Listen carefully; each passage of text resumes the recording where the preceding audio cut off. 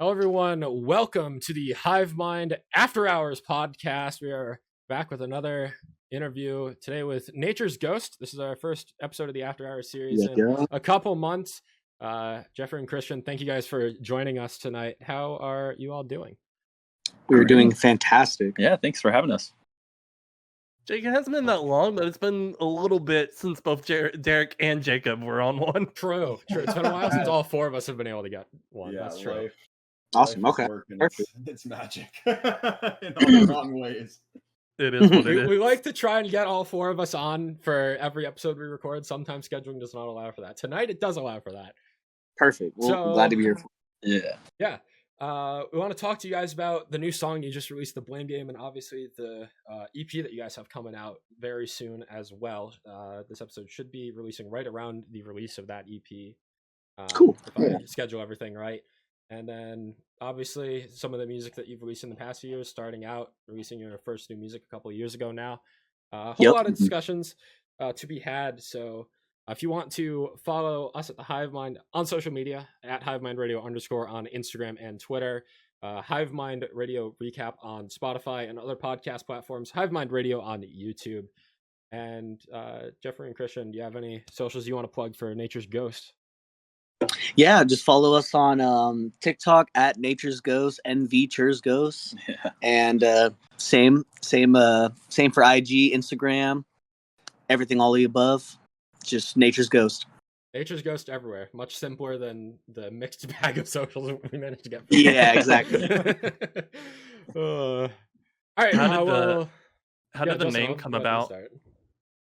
What's up? How did the name Nature's Ghost come about? It's kind of funny because we were in a previous project called Artisans that we were like playing a lot of shows around Sacramento, and then we were living in the Bay Area at the time too. So this was around like 2019, and we just got to the point where we were writing so many new songs, and the song sounded so different than our previous work because we used to do like more like metalcore stuff, and we just got more influenced by like pop and just a lot more like different sounds outside of our genre. So we just kind of tried complementing one another, combining it all. And then we ended up just coming up with so many songs to the point where it's like, I feel like this is a whole new project and just rebrand, you know? Yeah. And Jeffrey was really the one that came up with the name. I mean, there's like our logo, there's a lot of things that have like meaning behind it. I mean, yeah, it's just kind of just something that Jeff came up with, and we decided to just kind of roll with no real like intrinsic meaning behind it, like, you know, yeah, exactly, anything crazy, but cool sounding set of words. Yeah, right. You know, like sometimes that's all you need. So many of the older metalcore bands were kind of like, you know, they had like a lot of words and the verb and the now. Yeah, exactly. So we were just kind of like doing something that's a bit different, and like Jeff said, you know, all the music that we were writing now is kind of warranted the need for like a new project, I guess. So we started and happy with the way it's going. So. No, we've been following you guys' releases since fairly early. I think it was Crashing, if I'm not mistaken, was the first one. Oh yeah, that was our second single. Yeah. If I'm not mistaken, that was when Justin was like, yo, this new band is pretty sick. And look, I have an act for finding just unknown bands that come out of the woodwork. Love it. We appreciate you. Yeah, exactly.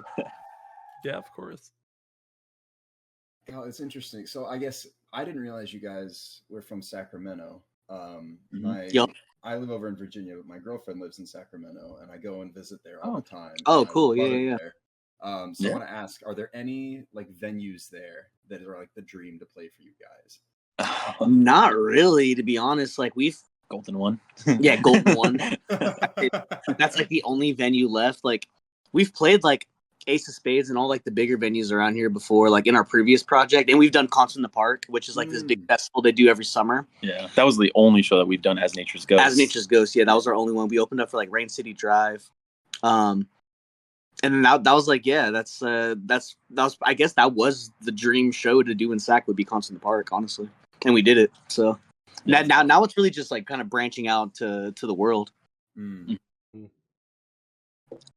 Especially now that the pandemic is gone. I mean, starting up the new project, 2021, all the lockdowns and no real shows happening. Like, yeah, it was like super ironic because like all like the first 6 singles we had before we're dropping the EP were all written in 2019.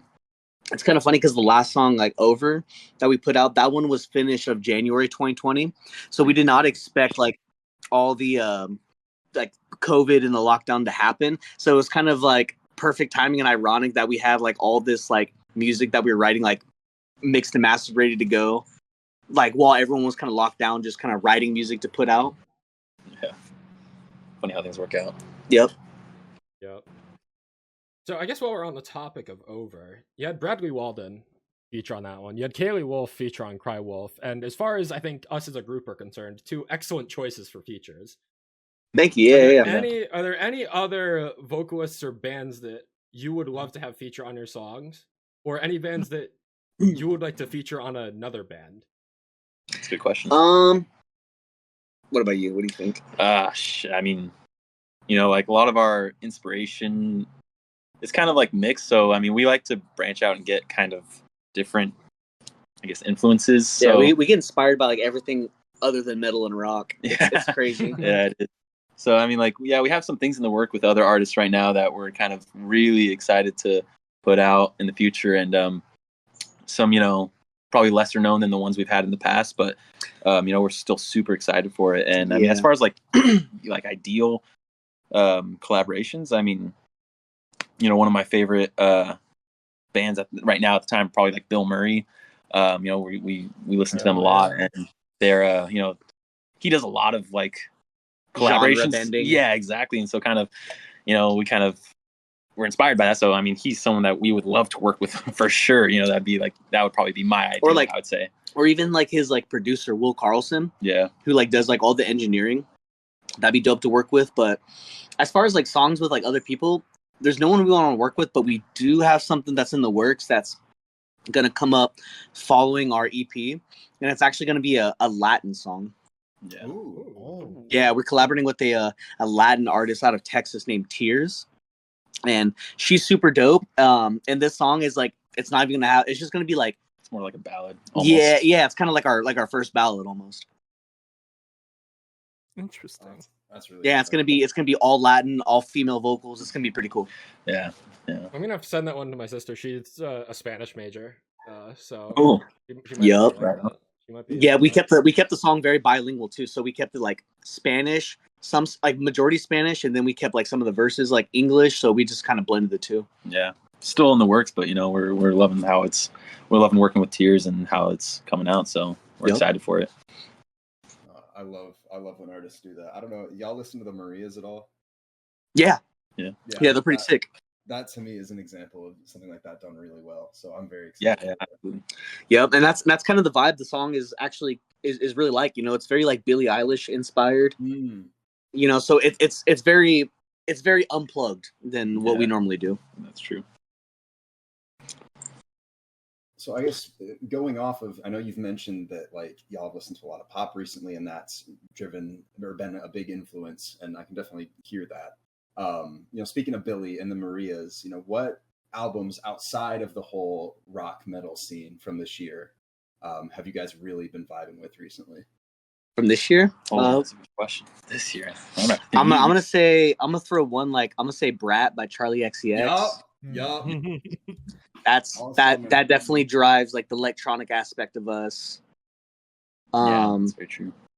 Charli XCX. I don't know. I'd be doing a lot of like rap producing as well. So I listen to like a lot of underground rap that I kind of take inspiration from a lot too. Yeah.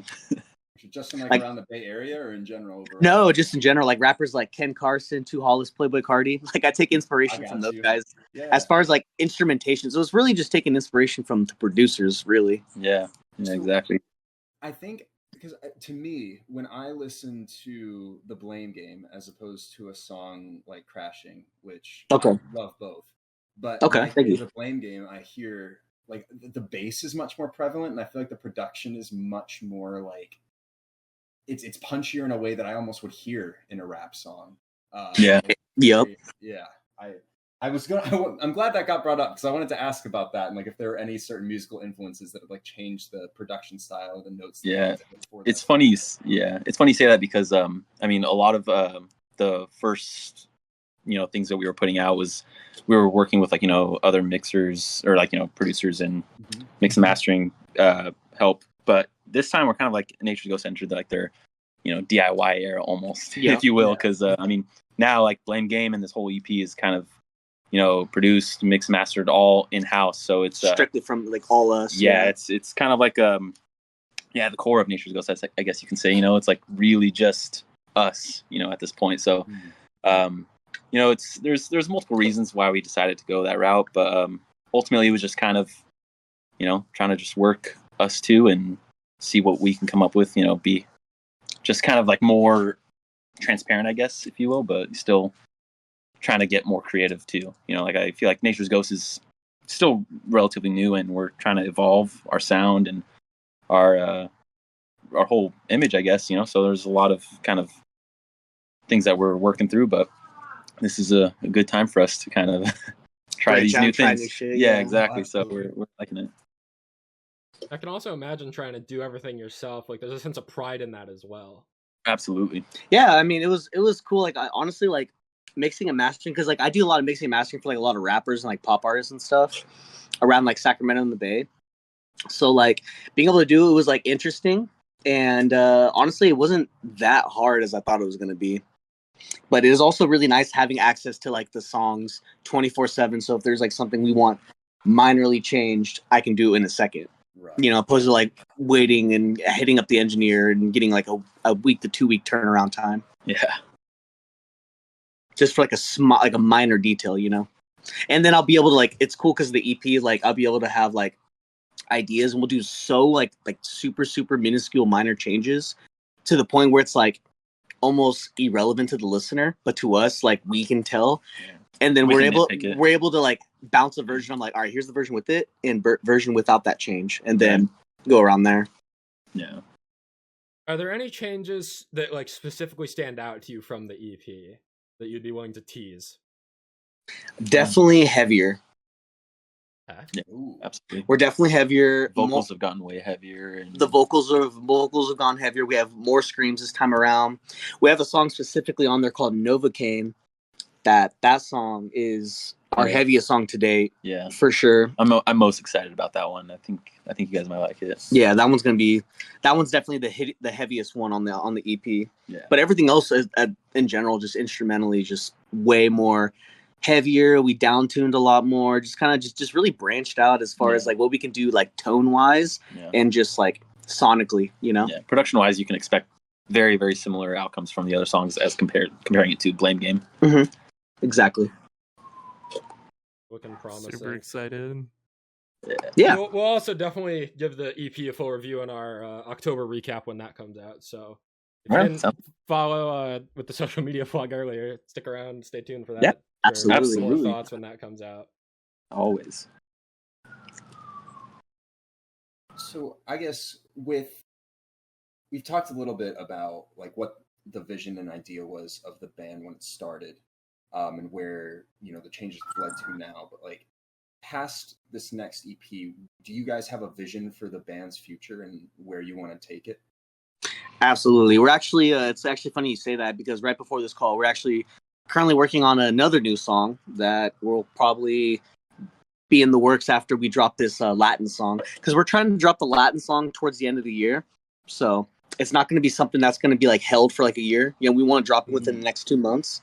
So after that, we're going to go in a more, we're really going to like branch off like the elements we found the most interesting off the EP that's coming out. Yeah. So more of like electronic, hyper pop kind of vibes, catchy hooks, more intricate guitar riffs.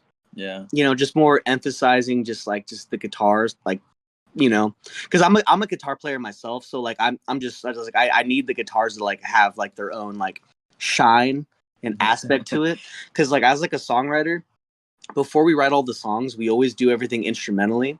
Because I feel that like having a fire, catchy instrumental is almost as important as having like the vocals on top. Because if you can listen to instrumental like all the way through, I feel like that has potential to be a hit.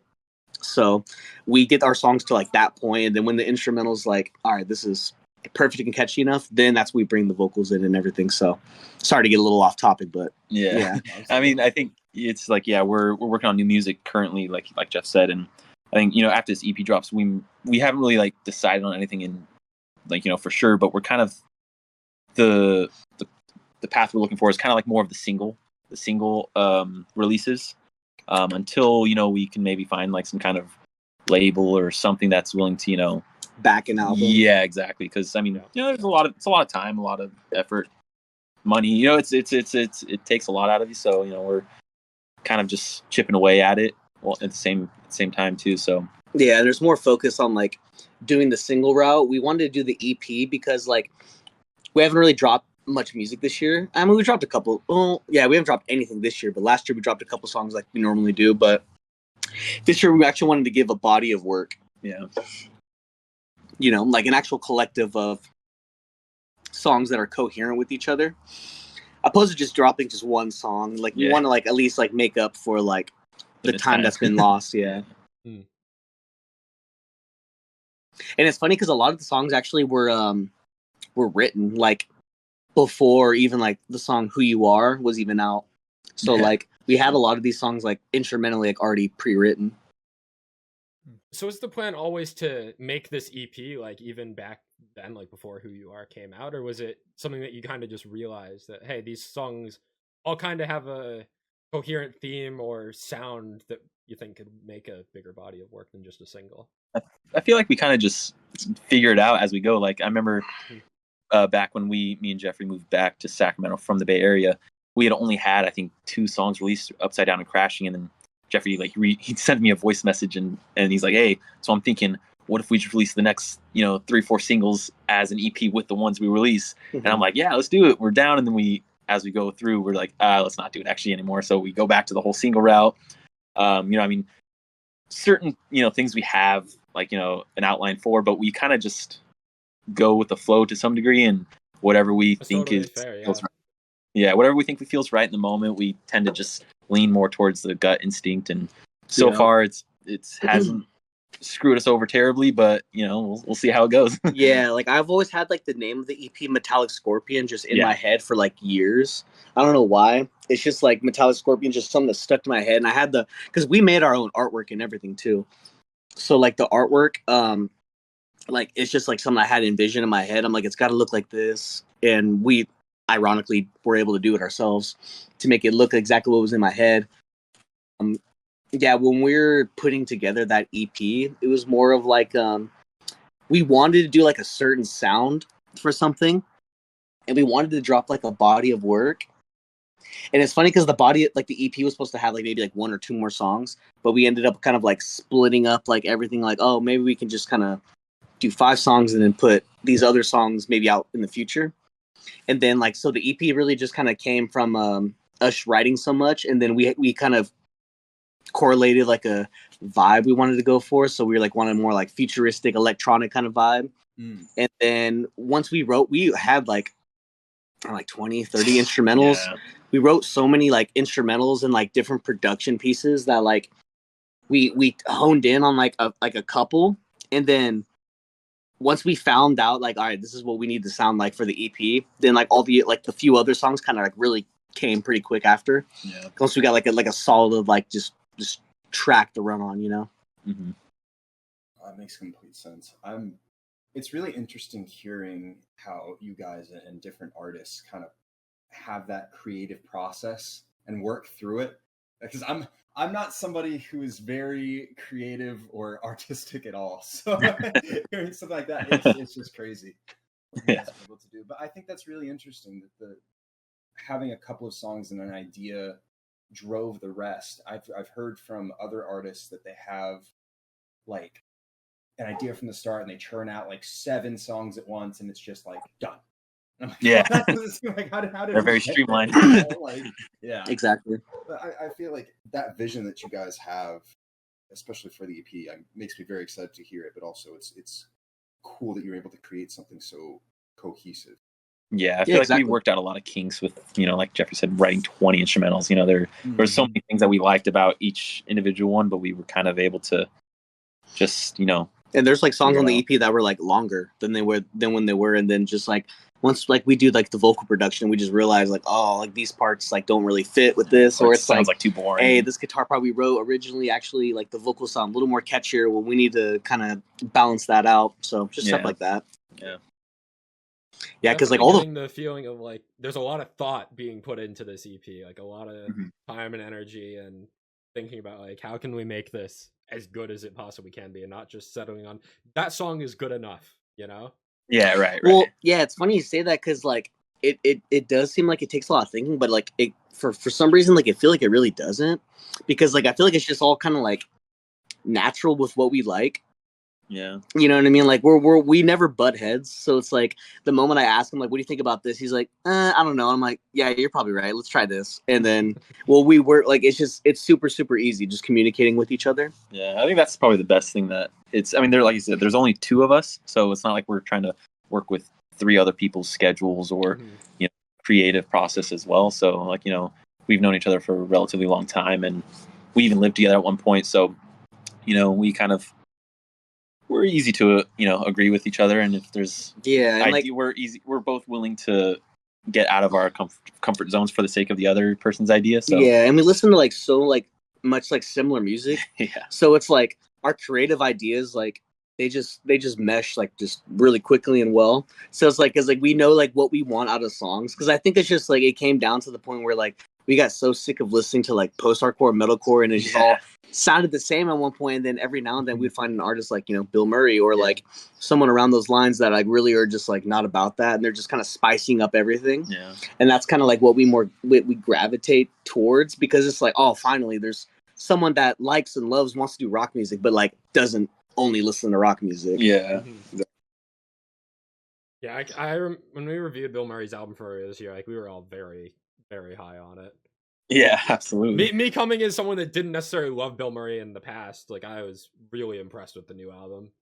Really and that's the crazy thing, because we've been listening, like we've both been listening to Bilmuri like I don't know, since like 2017, like when he was dropping like his early stuff, when he was like mixing and mastering like all of his like own early stuff, because I used to be a huge Attack fan, and that's where he's from.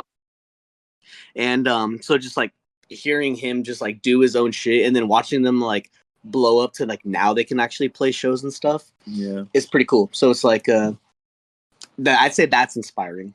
That'd be the inspiration. For sure. Yeah, I think like the next big thing for the music industry is genre fusion. We're starting to see that a lot. Absolutely, 100%. Yeah, that's what we're all about too, because we listen to so many genres of music. So it's just like trying to find the nice happy blend between all of them. That's that's what we strive for. I love all the unique. I'm sorry, Jacob, but the dead silence followed by the cricket just made me. Yeah, was that a I don't know whose mic it was. Or mine. Yeah, we're outside currently, so it's just perfect. That's epic. Sorry to cut you off, Jacob. That was just too funny. I don't remember what I was gonna say. Paid actor. On God, it was. All right, I'm gonna ask a very quick question here. Ever since Keeper released as a single, I have always wondered what the fuck is that artwork? Right, you like why? Explain. So that artwork, it came from this girl that's in Germany, and it's the same girl that did the visualizer for Cry Wolf. Okay. And it was kind of funny how it actually came about, because she did so like I felt she did so good on the visualizer, because she didn't create the artwork. Kalie Wolfe created the artwork. So like Kalie Wolfe like also created the artwork of the song she featured on. That's cool. And so I hired this girl from Germany who does like a lot of like that. It was just like the image of it was like the chrome kind of female robot body. I was like really obsessed with that. So I was like, hey, can you like make the video like kind of come to life, or the artwork come to life? And she did. And then I kind of like hit her with like a curveball with like, can you like do like this kind of artwork I have in my head? And I wanted to do like, I sent her like a reference of those old school like PlayStation 2 advertisements where they used to be like they would show like the buttons in like the person's eye. It would be like the triangle and the X and circle and shit. It was like early 2000s advertisement. And I sent like that inspiration, and then like there was also like another picture I found of like someone's eye of them like going through like a manic episode or something. Their eyes were just super bloodshot, and I was like, that looks so sick. What if you put our song name in that? And then she's like, I don't know, I can do it. And then she sent me a version that looked terrible. I'm not even gonna lie. It sent me a terrible version. I'm like, oh, come on. I know you can do better than that. I know you can do better than that. Like, come on, like make it like do it like this. Like you got to do it like this. And she did it. And then I was like, that's the one right there. Perfect. And then she's like, all right, cool. Cause like, this is really outside my realm. And I'm like, that's what we love to hear. Yeah. I feel like I personally, from like what I've heard from friends and, what we've seen online is it's incredibly mixed. It's either people really like it, or they are like completely against it, and they're like, it's very disturbing and does not. Yeah, like it is just very disturbing because like the artwork for Cry Wolf, like very cool, crashing and upside down, like right. This very like distorted thing, and then suddenly out of nowhere, distorted manic eyeball. That's one thing I do take pride in is that we've had some fire single artwork. Yeah, I like it too.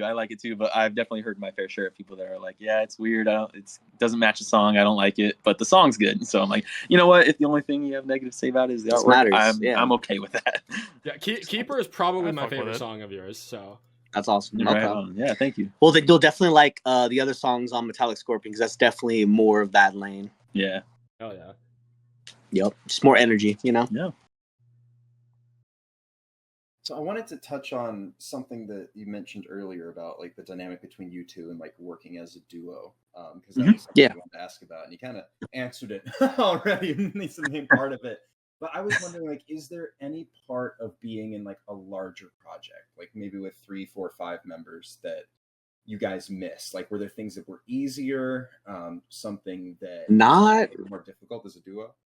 Not really, honestly. I guess the only thing I can say is like the sense of like camaraderie. Like, if we finish like a project or something like that, celebrating it, it's more of, I guess, the everything outside of the actual creative process is fun. Yeah, but then like the celebrating would come into like, you have like a 5 or 6 member band and you're celebrating, but that's only because like you're celebrating because like maybe 1 or 2 of the guys like put majority of the work in while the other 3 maybe weren't doing as much. Yeah, like we like Jeffrey said, we were in an old project together called Artisans, and that I wasn't even one of the original members for that. I was probably like the second or third guitarist in that, and ever since I started, that band was already a couple years in, and once I joined, a couple years later, we had already gone through like so many different member changes as well, and it was kind of, I guess that kind of left a bad taste in our mouth, and starting this new project, Just Us, was kind of a breath of fresh air, and it was so much easier. And like I said, we get along super well.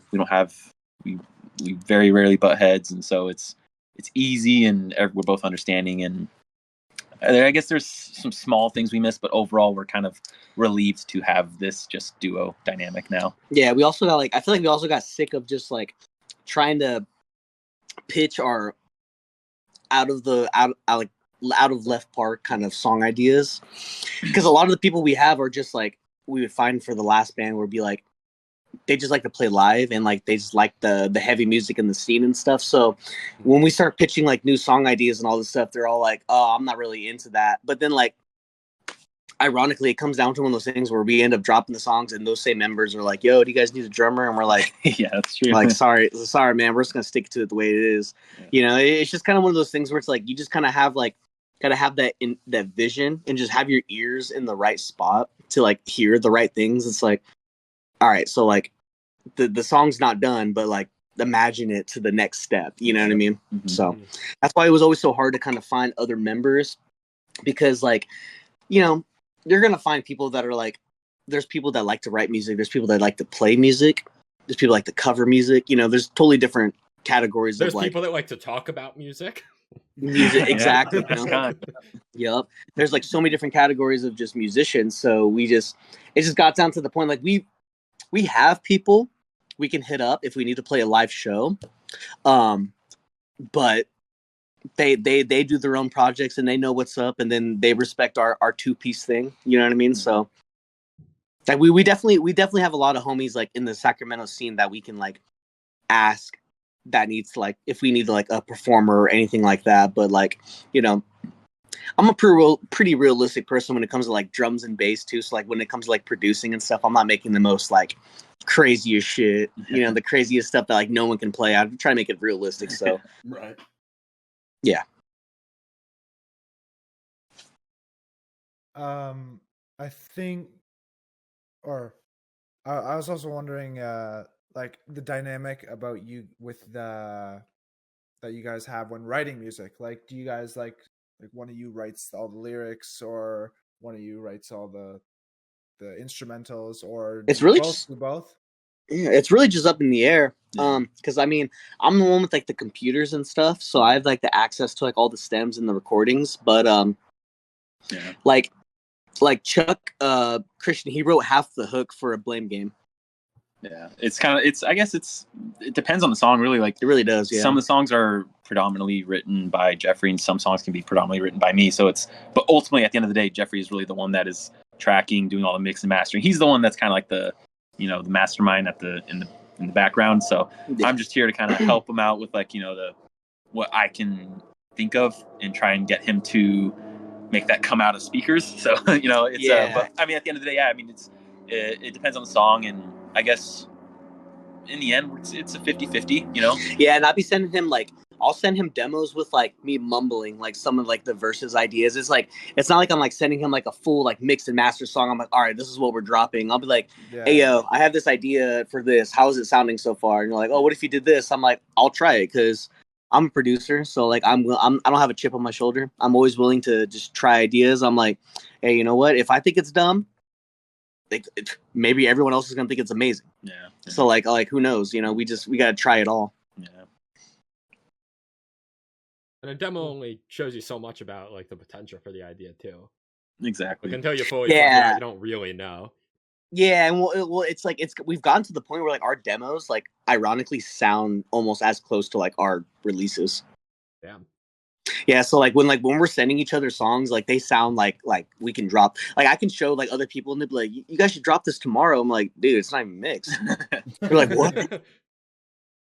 Yeah, it's like that. Like I've been told like as like an engineer, like I'm kind of like intimidating when it comes to like the quality of stuff I like to send out, because I really got into like producing and mixing and mastering just like because I wanted like our demos to sound fire and amazing. Like I want to send to someone and someone take us like serious, you know what I mean? Yeah. And then like so like I got so like infatuated on that idea to like where like I've been told where it's like, yeah man, you just have like a certain way of demos, and just like some people just kind of get intimidated with how they sound, which is crazy to me. And so we touched a little bit on Bilmuri as like genre blending and influences. Are there any other bands in either like the rock and metal scene or like the pop world, other genres? What other bands have you been listening to recently this year? And like, even if they haven't been influencing your music, just what have you guys been listening to? Yeah, he's pulling up the Spotify right now. I mean, the artist that I personally listen to is like, I grew up on metal, of course, but you know, nowadays, once we moved into the Bay Area, I started falling in love with like Love, Joji, all those artists. But nowadays, you know, there's so many artists that I listen to that like they just drop singles, and I'll be on that for like, you know, a little bit, and then you know this other artist drops a single, and so I'm kind of like bouncing back and forth between all these different artists. But you know, I mean, K-pop has been one of the things that I started listening to. My wife loves K-pop, so I'm forced to listen to it, and I'm finding myself growing more and more to it. And, you know, it's, you know, I've taken influence from that and a lot of, you know, different types of like, mainly for me, my main inspiration really comes from hyperpop music. Mm-hmm. You know, if there's an artist out there for hyperpop, I'm sure I've heard of them. And I'm kind of in love with like just the sounds that they are able to produce, the melodies that they come up with. Everything is just like so catchy to me. I try to like almost make some of the stuff that I'm writing now almost sound like the vocal melodies from a hyperpop song. And yeah, I mean, I don't really have a specific artist, but you know, it's a lot of that specific genre of just hyperpop and different the multitude of artists that come along with it. It's really like our inspiration is it's really just underground music. Yeah. Like we listen to like so many niche like artists that are like probably recording in their bedroom. So it's just like Glaive is probably one of the ones that really got me like going on like he was one of like the pioneers for me, I guess. You know, like Porter Robinson's a new guy we've been listening to. Yeah. He's awesome.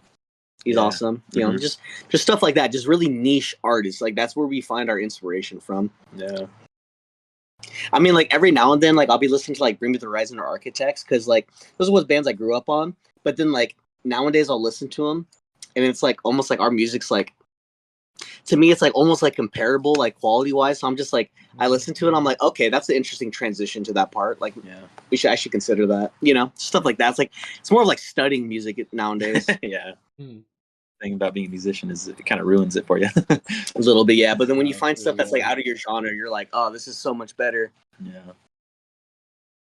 That is one thing. I definitely get that sentiment too of like the more you get into something, the more you can like you critique it instead of just enjoy it. 100%. Like you said, you're studying it, you're just you're over analyzing it, but you know, we like to be that way. So yeah, exactly. Like we were talking about earlier too, I think listening to music outside of your own genre is really important for these types of things, and in general, even as just like an individual music listener. Like I feel like this scene is so stale. Like I listened to that Wage War album earlier this year. So the guys know how. I didn't even know they dropped. Yeah, honestly, it's my first time hearing about it. It's not good. Really, man, that sucks. Yeah. That sucks. Yeah, because they had a lot of potential. Yeah, for sure. Awesome. They definitely squandered a lot of the potential that they had, in my opinion. But I feel like kind of straight core music is really, really stagnant. And so artists like you guys, or like even to an extent, like a bigger name, a Bad Omens, that are like bringing in sort of bigger pop sensibility, I think, really what the genre needs. And like you said, there's so many good artists out there making music in their bedroom. People who don't take the time to seek those artists out or hear the music. Right. Smaller is really diabolical to me, because I love hip hop. I've really grown to love it in the past like year and a half or so. Man. I mean, the internet's a magical place. You know, it's just as there's so much untouched just talent out there. Yeah, it is. Without the internet, I never would be discovering Bloodywood. So there you go. Oh hell yeah, I love them. So sick. Yeah, dude, they're so sick.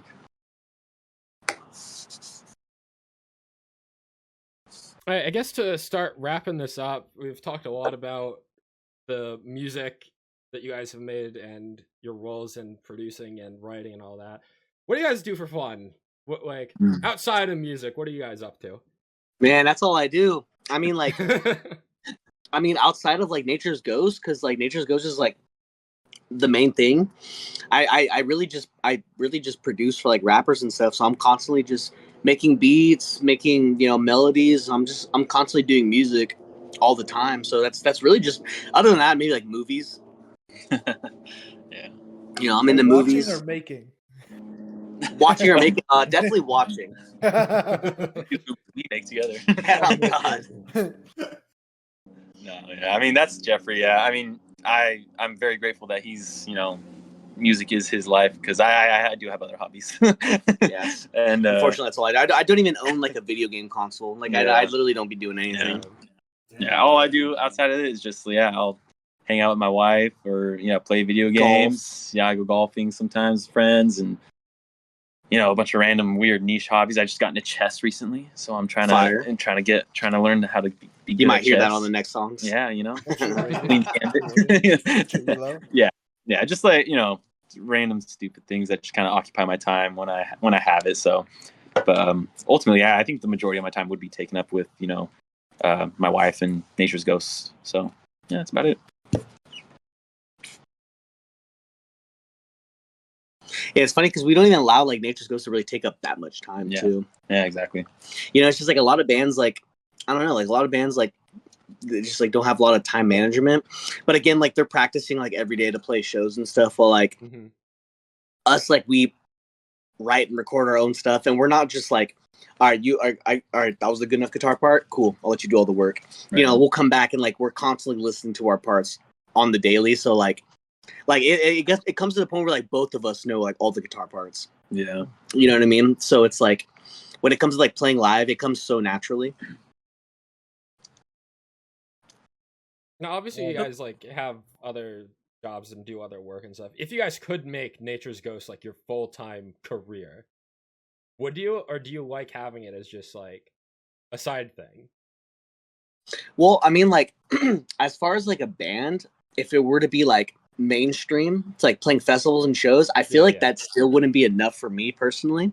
Because like even if we got hit up to do all this stuff right now, I'd still be like bringing my laptop. I'd be producing like for like rappers and stuff like in the green room or like, you know, around the soundboard. I'll just like I always got stuff I gotta be constantly cooking up, you know. Yeah, it's kind of same here too. I feel like, you know, I mean, music, you know, the music industry is so volatile. You can't really predict anything. So even if, you know, we're having a good streak of, you know, money coming in from the music we're making, I wouldn't really feel confident in just like, you know, quitting a day job or, you know, a career to kind of just ride it out. I would kind of just be, you know, putting more time and effort into, you know, Nature's Ghost. Because you really could do both. You really can. If you really wanted bad enough, like you can work like you know, a career job and then also like have Nature's Ghost, like and if it ever like, you know, perpetuation blows up, then, you know, I'm sure by the time like you're in your position, you're able to like get the time off to do that. That's the thing is it's very low maintenance. Nature's Ghost is very low maintenance, so we just exactly go with the flow. like I guess the thing is like if we were to have like a bassist and a drummer and like other members and stuff, they would feel very like we're not doing anything because we're like it's like, man, what's going on? Like I'm like, well, it's because we're doing the producing and mixing and stuff. Yeah, you know what I mean. So we like to do all like the heavy work outside of playing shows. So like most people are just used to just playing a bunch of shows and constantly practicing and stuff, but we're completely opposite. When we get together, it's normally to do content or make a new song. Yeah. Interesting, yeah, because like I know we interviewed Traceless earlier this year, if you guys know of them. And What band? Like Traceless. I have not heard of. They're like a smaller post-hardcore band out of Florida. I'm pretty sure. One's in Florida, one's in the Bay Area. Yeah. Oh, okay. Fire. Okay. Right, actually, yeah. And when we interviewed them earlier this year, they were like, yeah, we're kind of just okay with having Traceless not be like our full-time thing. Like they're both happy with their day jobs and like it'd be great, but it's not like they're trying their best to make music their full-time career. It's just something that they enjoy on the side. And I think like in this era of like music streaming where it is more accessible than ever to release new music, absolutely, like, there's so few barriers to entry. I mean, there's obviously still barriers to entry, but it's way more open than it has been. But, absolutely, like, it's more realistic to just be like a hobby side gig than something you have to dive all the way into and like sign a record label within the first year of you becoming a band, like it used to be. Right. You know. Yeah, 100%. Yeah, we're kind of in the same boat. Yeah, because exactly. Because there's just a lot of bands that kind of get tied up to like just kind of playing shows and stuff. Because it's like we were saying earlier, there's like multiple types of musicians. You know, the ones that just like to write music, the ones that like to play music, the ones that like to talk about music, stuff like that. You know, so like with us, like we're okay with like not playing shows as long as we just keep putting out music. Because like in our last project, Artisans. Apparently there was this venue in Sacramento called Holy Diver. Apparently Artisans was the number one most played local band there.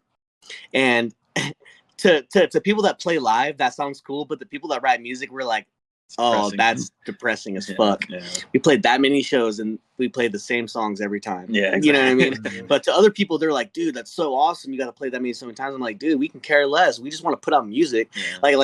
Like what's the point of a band if like you look back at your project like 20 years from now and you're like, yeah, we put out like 6 songs. Yeah.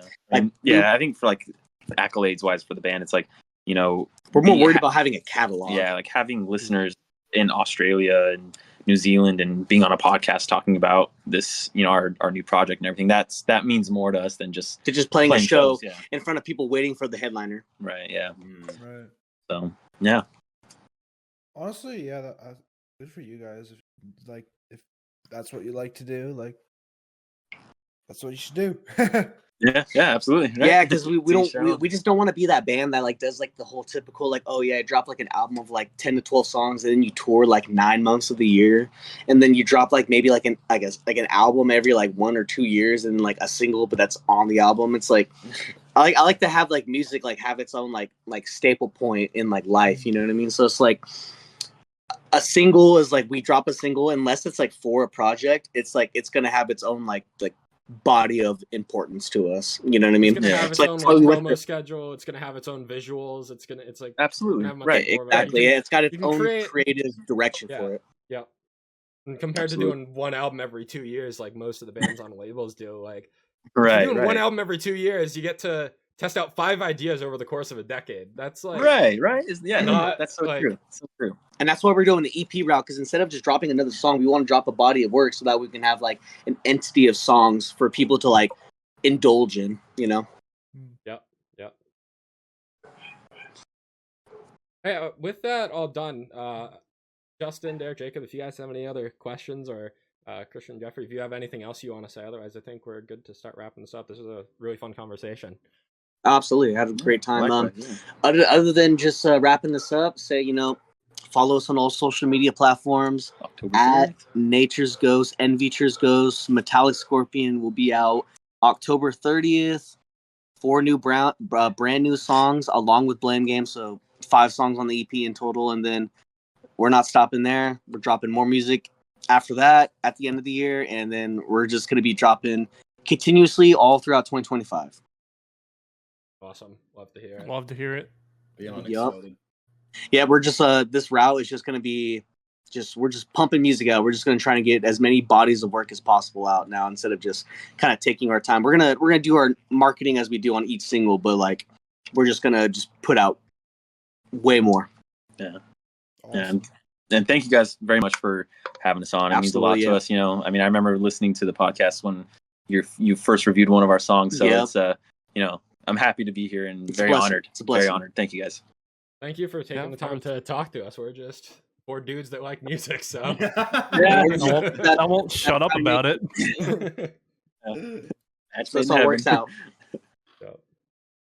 All right, that's gonna about do it. If you want to follow us at the Hivemind, at Hivemind Radio _ on Instagram and Twitter, Hivemind Radio Recap on Spotify and other podcast platforms, Hivemind Radio on YouTube. You can find this episode and our other after hours and monthly recaps out on those platforms. Give them a listen. Once again, Christian and Jeffrey, thank you guys for joining us for this episode, and glad to be here. Stay tuned for more interviews and music recaps in the future. Have a good night. Good night. Have a good one, guys. Please. See ya.